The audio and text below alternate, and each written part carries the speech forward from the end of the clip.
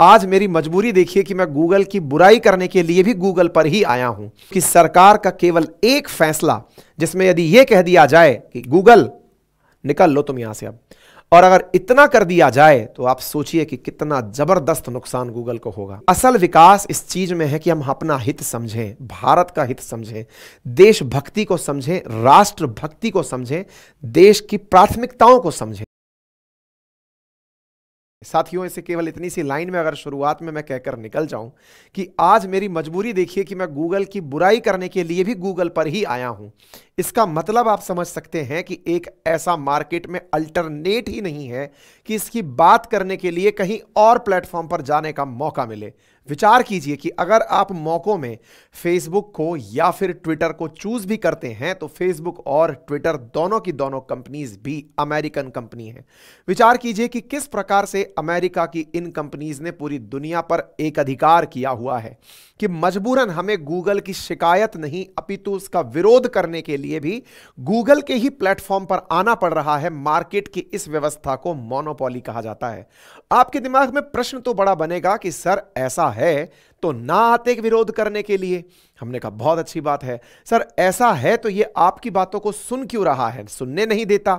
हमने कहा यह भी अच्छी बात है, हमारी बातों को क्यों सुनवाने आपको दे रहा है, उसके पीछे भी एक बड़ा कारण निहितार्थ है और वो ये है ताकि इसकी जानकारी के माध्यम से ही सही इसकी नई पॉलिसी का विज्ञापन हो जाए। क्या है पॉलिसी साथियों? गूगल प्ले स्टोर, जहां से आप हमारे एप्लीकेशंस डाउनलोड करते हैं, जैसे हमारा एप्लीकेशन अपनी पाठशाला आप गूगल प्ले स्टोर से डाउनलोड करते हैं। आप तमाम प्रकार के एप्लीकेशंस, फिर चाहे आप म्यूजिक के लिए यूज करें, गेम्स के लिए यूज करें, यूपीआई के लिए यूज करें, खेलने के जो भी तरह से आपको यूज करने हो एप्लीकेशंस, वो सभी के सभी एप्लीकेशन आप गूगल प्ले स्टोर यदि आप एंड्रॉयड यूजर हैं या फिर ऐप स्टोर यदि आप एप्पल यूजर हैं, आप और मेरे जैसे बहुत सारे जो इनोसेंट लोग हैं जिन्हें गूगल अपनी सर्विसेज को फ्री ऑफ कॉस्ट देता हुआ दिखाता है कि आप कितना भी डेटा कंज्यूम करिए, कितनी भी फोटो अपलोड करिए, कितना भी यूट्यूब पर वो काम करिए, गूगल इतना दानदाता बनता क्यों है? आज सारा खेला आपको समझ में आएगा। गूगल की सर्विसेज में आपको संभवतः लगता हो कि क्या यूट्यूब और जीमेल जैसे दो चार प्रोडक्ट ही हैं क्या? गूगल के बहुत सारे प्रोडक्ट्स हैं, लेकिन उनमें से भारत के अंदर जो सक्रिय प्रोडक्ट्स हैं, उन सक्रिय प्रोडक्ट्स में प्ले स्टोर पर उपलब्ध एप्लीकेशन बहुत बड़ी चीज है।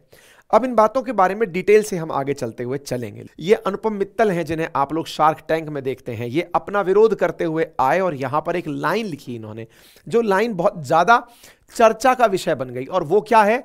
New digital east India company. East India company अंग्रेजों के समय पर आई हुई कंपनी, अगर आपको याद हो तो वो कंपनी जो आई थी व्यापार करने के लिए, लेकिन पूरे की पूरे भारत पर 250 साल तक राज करती रही। वो कंपनी आई थी हमारी हितैषी बनकर के कि हम आपको इतनी सारी चीजें विदेशों से लाकर देंगे, लेकिन बाद में उसने हमें पूरी तरह अपने कब्ज में रख लिया था। बिल्कुल वैसा ही फिलहाल कुछ गूगल हमारे साथ कर रहा है। आप लोगों को तमाम प्रकार की फैसिलिटीज, चाहे फिर वो यूट्यूब पर अथाह नॉलेज मिल रहा हो, मेल्स किए जा रहे हो, एप्लीकेशन डाउनलोड करने के लिए ऐप स्टोर मिल रहे हो, गूगल लेंस मिल रहा हो, गूगल सर्च इंजन मिल रहा हो, गूगल लोकेशंस मिल रही हो, लेकिन इन सब के पीछे इनका क्या दिमाग चल रहा है, यह बात अनुपम मित्तल के द्वारा डिजिटल ईस्ट इंडिया कंपनी नाम से जब कोट की गई तो सही मायने में यह समझ में आया कि ये लोग वापस से उसी दौर में बैठे अमेरिका में हैं, लेकिन भारत जैसे देशों को गुलाम बनाने का प्रयास कर रहे हैं। मेरे प्यारे साथियों, असल में गूगल की साथ एक फीचर है, और मैं आपको आसान भाषा में समझाऊं तो इतना समझिए, जैसे हमारा अपना एक एप्लीकेशन है अपनी पाठशाला के नाम से, और अपनी पाठशाला के एप्लीकेशन पर हम लोग आरएएस परीक्षा के लिए, यूपी पीसीएस परीक्षा के लिए, बिहार पीसीएस परीक्षा के लिए कोर्सेज बेचते हैं।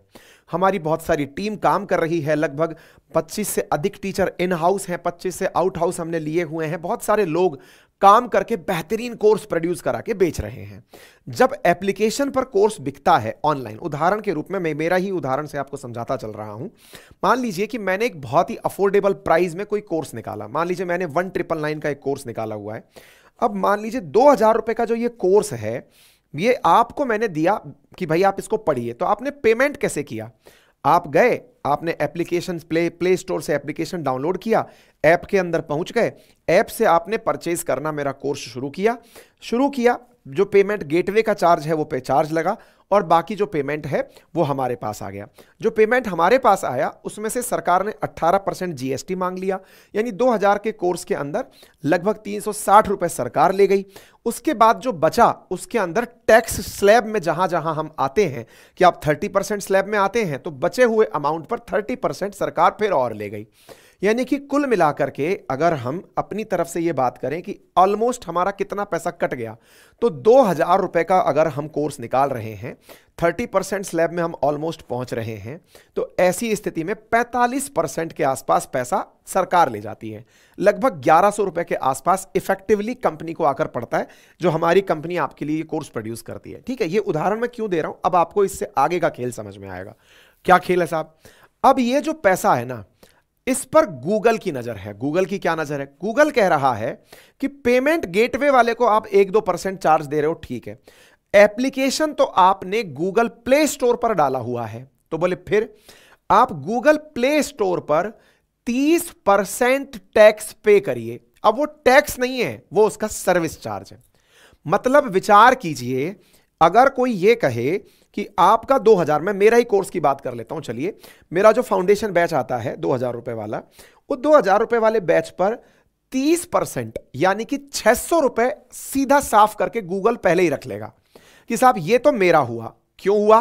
क्योंकि आप गूगल पर पढ़ा रहे हैं। अब आपके दिमाग में प्रश्न आएगा और सोचते चलना, गूगल पर पढ़ाने की जरूरत क्या है सर, कहीं और चले जाइए। ऑप्शन तो दीजिए, क्या है इंडिया में ऑप्शन? इंडिया में कौन सा ऐसा धुरंधर है जो सरकारी नौकरी की चाह छोड़ करके गूगल का सब्स्टिट्यूट बनाने निकला हो? यहां तक कि आईआईटीएंस भी आईएएस बनने निकले हुए हैं, पीसीएस बनने निकले हुए हैं। कौन है जो यहां पर अल्टरनेटिव गूगल बना रहा हो? कोई नहीं। ऐसी स्थिति में अब आप आइए, 30% गूगल अपना कट मांग रहा है, चला गया 600 रुपया, बचा 1400 रुपया। 1400 में आइए तो फिर 18% सरकार, 18% जीएसटी, 30% इनकम टैक्स। तो भाई मेरे एक बात बताओ, 45% के आसपास सरकार ले जा रही है, 30% के आसपास गूगल ले जा रहा है, 25% अमाउंट बचेगा। वो अमाउंट अल्टीमेटली उस कंपनी के पास जाएगा जो सर्विसेज दे रही है, यानी कि जिसने ये सोचा था कि मैं आपको कुछ सेवा दूंगा। आप अदरवाइज तो गूगल से कुछ खरीदते ही नहीं, आप खरीदना तो हमसे चाह रहे थे ना, गूगल से कुछ खरीदते ही नहीं। इतने सारे चार्जेस अगर चले गए तो अल्टीमेटली ये बताओ कि इस तरफ बचा क्या? अब हम बचत करने के लिए क्या ऑप्शन प्रोड्यूस कर सकते हैं? ऑप्शन ये प्रोड्यूस कर सकते हैं कि साहब हम इस कोर्स को महंगा कर देते हैं। कैसे महंगा कर दें कि यार 2000 रुपए तक का ही इफेक्टिवली अगर हमें पढ़ना चाहिए तो एक काम करते हैं, कोर्स की कीमत 3000 कर देते हैं, 30% काटेंगे, 21%, 2100 रुपया तो फिर भी हमारे पास आएगा। तो फिर एक बात बताइए, इसका सीधा नुकसान किसको हुआ?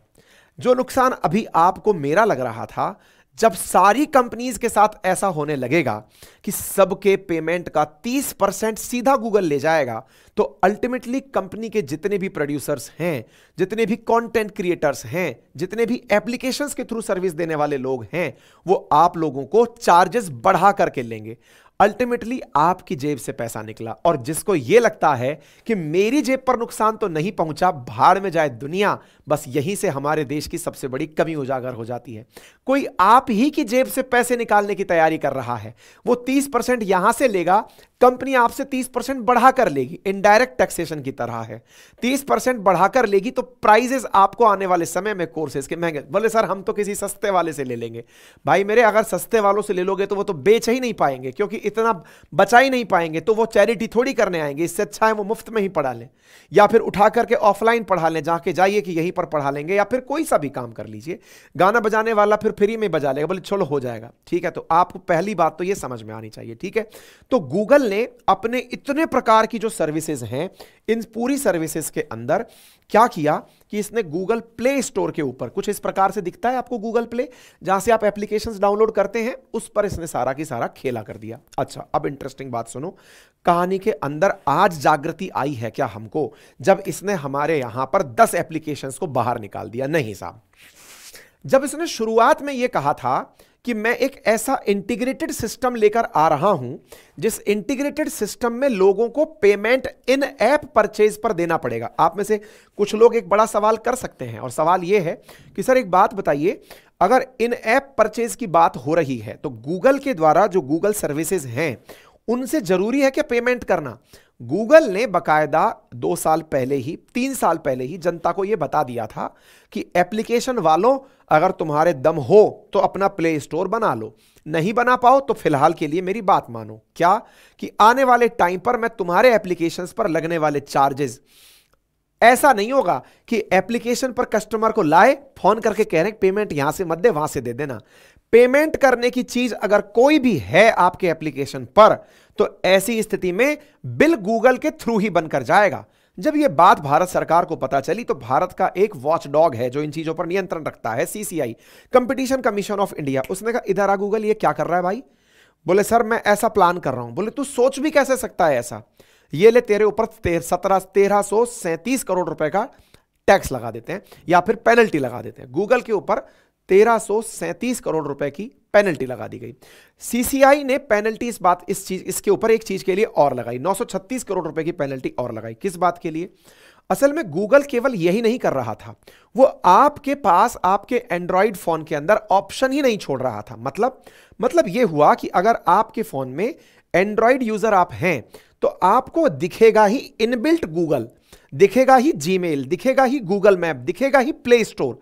आप एंड्रॉइड यूजर हैं, आपको केवल और केवल एक ही ऑप्शन अगर दिखाया जाए तो यह भी एक मोनोपोली है जिसको प्रतिस्पर्धी नियामक आयोग जो है वो पूरी तरह नियंत्रित करता है। उन्होंने कहा तुम ये भी नहीं करोगे। इस बात के लिए 936 करोड़ रुपए की पेनल्टी इनके ऊपर में लगा दी गई।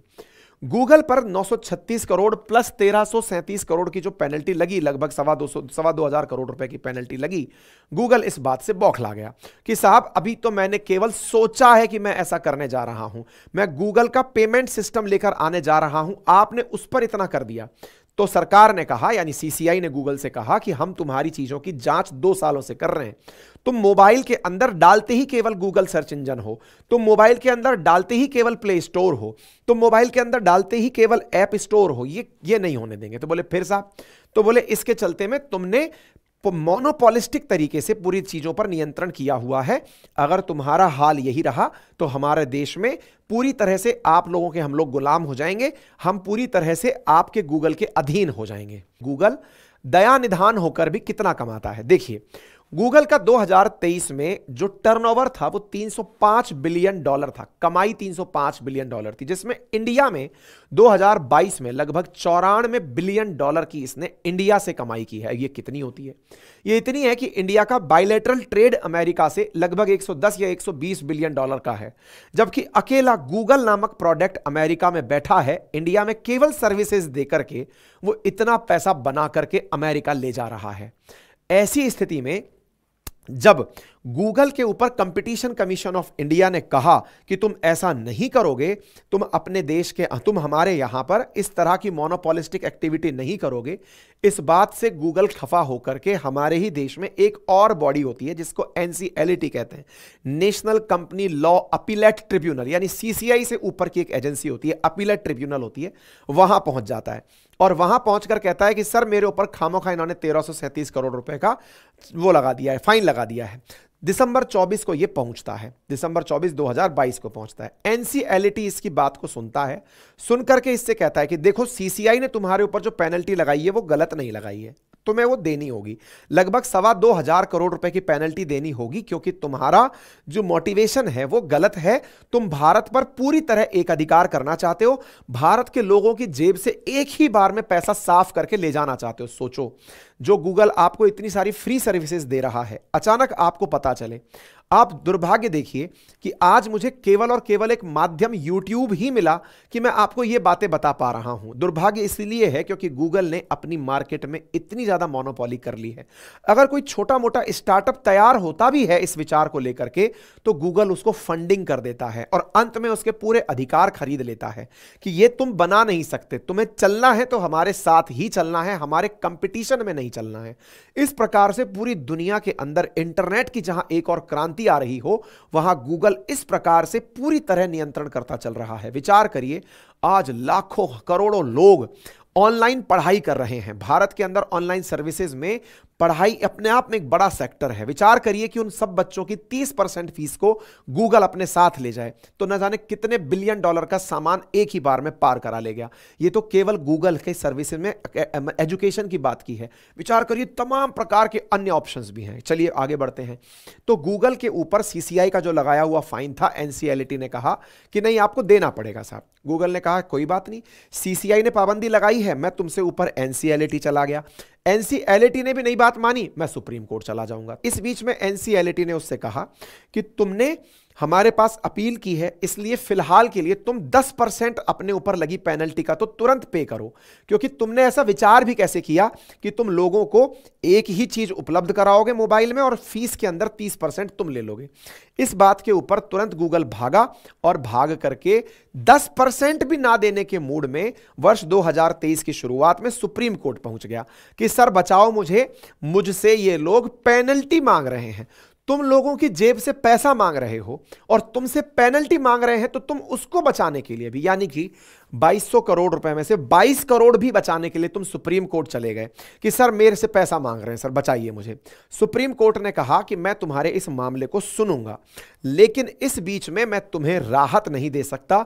जो सीसीआई मांग रहा है वो तुम्हें दे देना चाहिए।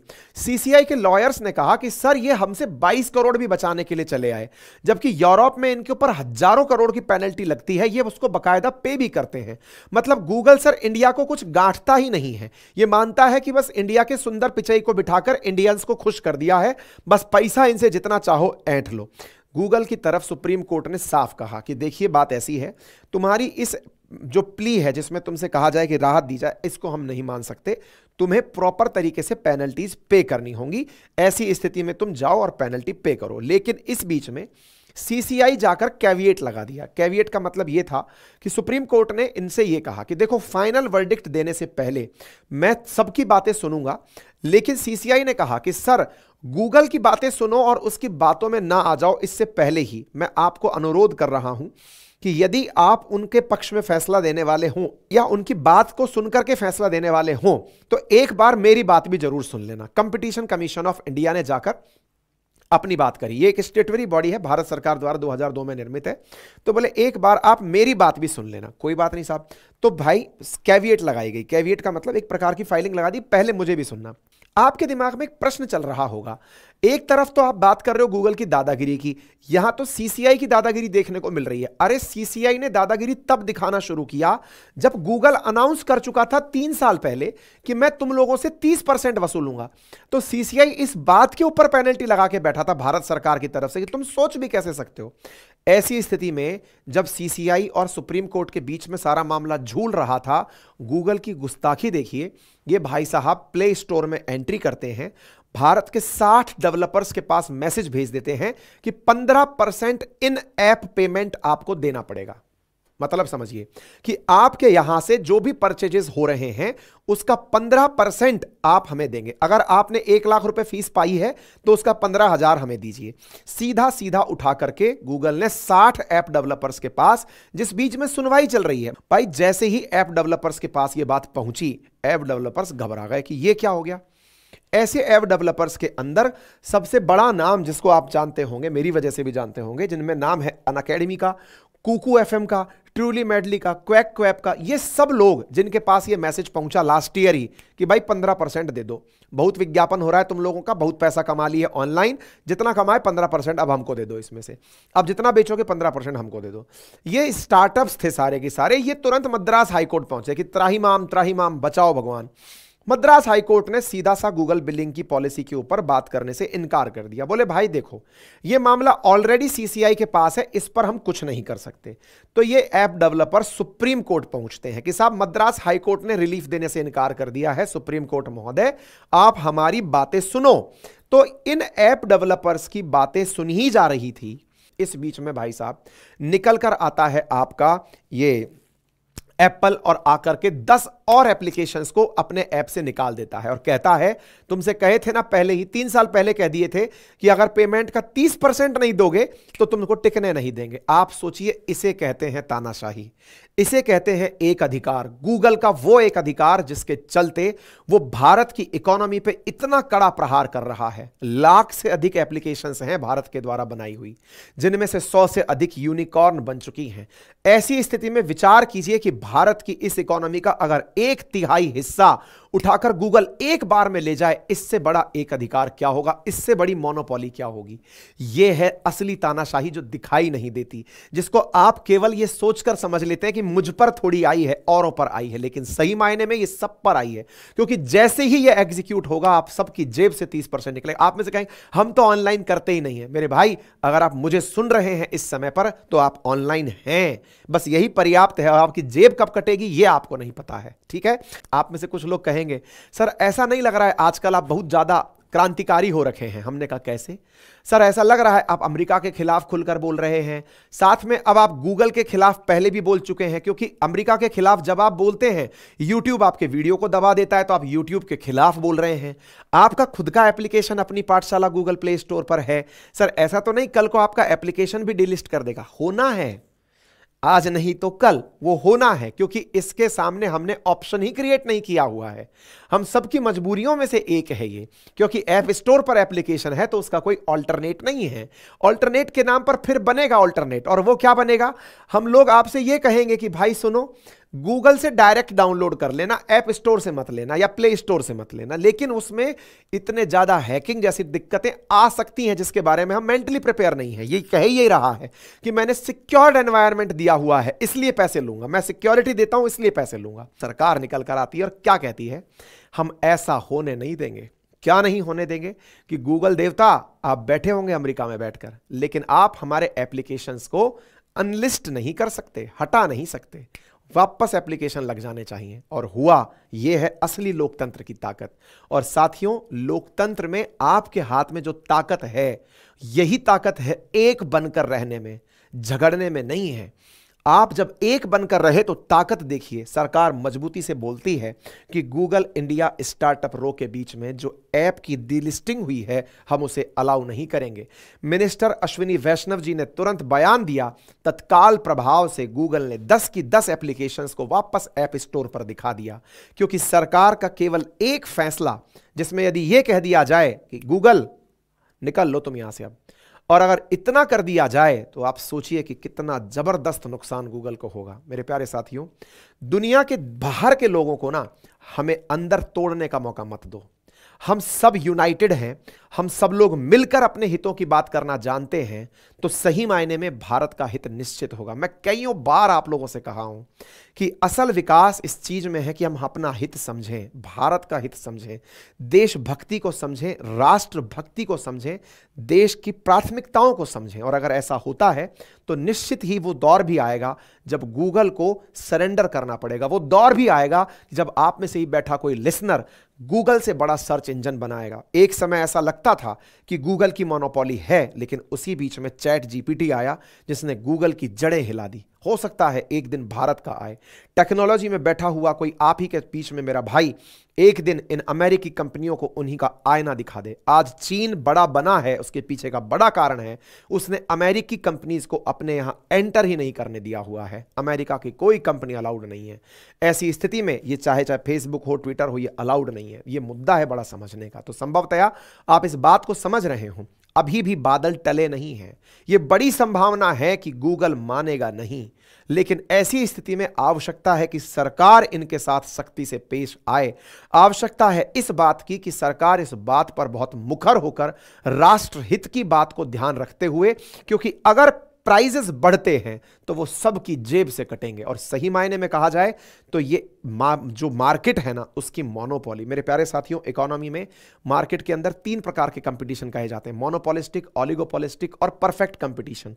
मोनोपोली में जिस प्रकार से गूगल ने अपना राज बना लिया है, ओलिगोपोलिस्टिक में आज मोबाइल की सर्विसेज में आपके पास ऑप्शंस में जियो, एयरटेल, वोडाफोन, चौथा कोई ऑप्शन ही नहीं दिखाई देता। बेचारा बीएसएनएल जैसे तैसे कट रहा है।